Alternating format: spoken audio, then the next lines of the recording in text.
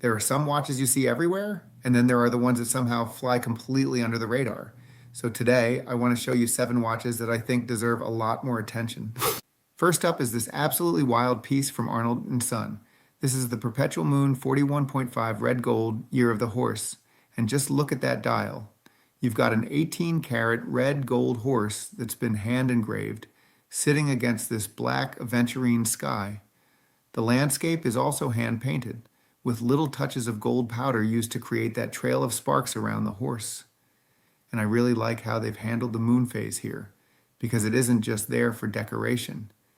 This is an astronomical moon phase display, powered by Arnold & Son's manually wound A and S 1512 movement, with a 90-hour power reserve.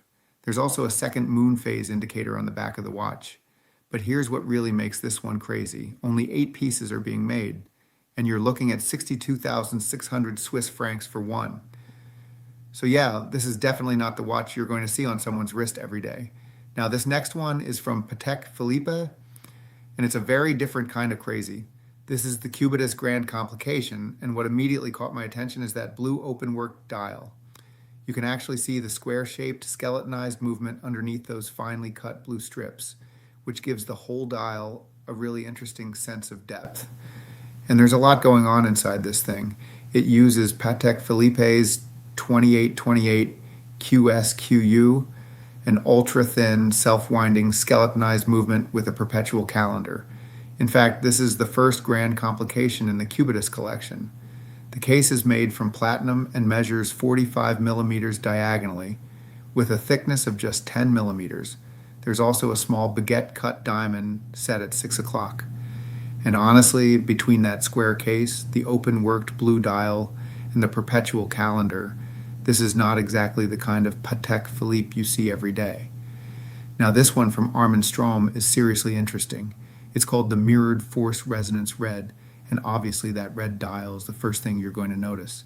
It's an off-center guilloche dial made using a traditional hand-operated rose engine lathe, so that pattern you see isn't just printed on there. But the really interesting part is over here. You've got 2 independent balance wheels oscillating in opposite directions, and they're connected by Armin Strom's patented resonance clutch. The 2 movements actually exchange vibrations through that clutch, allowing the balance wheels to enter and maintain harmonic resonance. And you can actually see that happening through the 2 separate seconds displays. The movement itself is the ARF21, and it has an 80-hour power reserve. But here's what really makes this one rare. Only 15 examples are being produced, and the price is 78,000 Swiss francs. So yeah, this is definitely one of those watches where the more you look at it, the more you start noticing what's going on. Now, if you're into dive watches, you probably know DOXA. And this is one of those watches where the story behind it is almost as interesting as the watch itself. This is the DOXA Sub 300T I5 Clive Cussler, and DOXA has taken its classic Sub 300 and reworked it in grade 5 titanium. That makes the watch much lighter on the wrist, while keeping the same 300-meter water resistance you'd expect from a serious dive watch. I also really like what they've done with the dial. It's made from 2 layers of grade 5 titanium, with the upper layer laser cut to create this raised, almost 3-dimensional effect around the markers. And there's a nice little Clive Cussler detail on the date wheel too. The numbers 15, 7, and 31 are picked out in DOXA orange, representing his birth date. Inside, you get a COSC certified Sellita SW200-1 automatic movement with about 38 hours of power reserve. And this is limited to just 300 individually numbered pieces. It's priced at $3,390, which compared with some of the watches we've already looked at makes this one surprisingly accessible. And if you're a DOXA fan, the Clive Cussler connection makes this one even more interesting. Okay, look at this one. This is the Angelus Tinkler 1958 quarter repeater. And yes, that little thing on the side actually makes the watch chime. You press the trigger, and it tells you the hour and how many 15-minute intervals have passed. I also really like the way this one looks.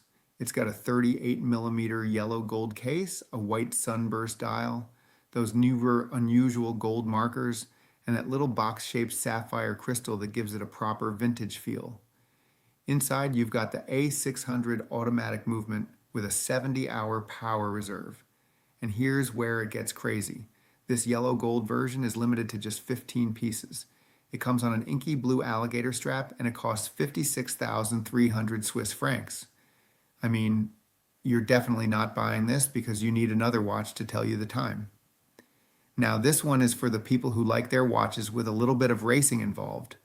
This is the Panerai Luminor Luna Rossa Chrono PAM 01768, made for Panerai's partnership with the Luna Rossa sailing team. It's a big 44mm steel chronograph with the silver sunbrushed dial and those red accents that tie it straight back to Luna Rossa. But look at the outer edge of the dial. You've got a tachymeter scale there, which works with the chronograph to calculate average speed over a fixed distance. And there's another little change I like here. Panerai has introduced a Velcro strap to the Luna Rossa collection for the first time. It's designed to be quickly adjusted, and you also get a second black rubber strap with the watch. Inside is Panerai's P9210 automatic chronograph movement with a 42-hour power reserve, and they're making only 500 pieces. So this one isn't trying to be some dressy luxury chronograph. It's very much a Panerai built around the Luna Rossa racing identity. And finally, we've got this Montblanc. This is the 1858 Geosphere Zero Oxygen Mount Elbrouz, and there's a lot going on with this one. It's inspired by Mount Elbrouz, Europe's highest mountain, which reaches 5,642 meters. But what really caught my attention is the case. Montblanc has created it as a zero oxygen case using titanium and a proprietary composite that actually includes volcanic ash. The 43.5mm case also has a white outline of Mount Elbrouz on the side, while the titanium caseback has a 3D colored laser engraving of the mountain's two peaks. Then you've got this glacier patterned dial with Montblanc's MB 29.25 automatic world time movement inside. It gives you the rotating northern and southern hemisphere globes, a 24-hour scale, day and night indication, dual time, and a date. And this one is limited to 829 pieces with a price of $10,600. For a watch inspired by one of the world's great mountains, I think Montblanc did a pretty good job of carrying that theme all the way through the watch. And that's it for the 7. Which one stood out to you the most? Drop your pick in the comments, and if you enjoyed the video, don't forget to like and subscribe. I'll see you in the next one.